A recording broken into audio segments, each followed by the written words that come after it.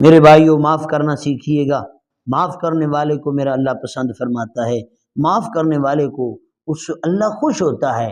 اگر آج ہم کسی کو معاف کریں گے تو اللہ ہمارے گناہوں سے درگزر فرمائے گا۔ حضرت انس رضی اللہ تعالیٰ عنہ ارشاد فرماتے ہیں کہ جان رحمت صلی اللہ تعالیٰ علیہ وآلہ وسلم نے ارشاد فرمایا، جب قیامت والا دن ہوگا، لوگ حساب کے لیے ٹھہرے ہوئے ہوں گے، ایک اعلان کرنے والا اعلان کرے گا، اور اعلان کیا ہوگا؟ فرمایا آواز آئے گی کہ جس کا اجر اللہ تبارک و تعالیٰ کے ذمے کرم پر ہے وہ اٹھے اور جنت میں داخل ہو جائے۔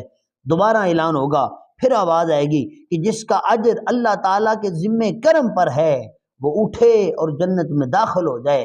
جب دوسری مرتبہ آواز آئے گی، پوچھا جائے گا کہ وہ کون ہے کہ جس کا اجر اللہ تعالیٰ کے ذمے کرم پر ہے، تو منادی کہے گا ان کا جو لوگوں کو معاف کرنے والے ہیں، ان کا۔ اللہ اکبر کبیرہ۔ پھر تیسری بار منادی اعلان کرے گا کہ جس کا اجر اللہ تعالیٰ کے ذمے کرم پر ہے وہ اٹھے اور جنت میں داخل ہو جائے۔ اللہ اکبر کبیرہ۔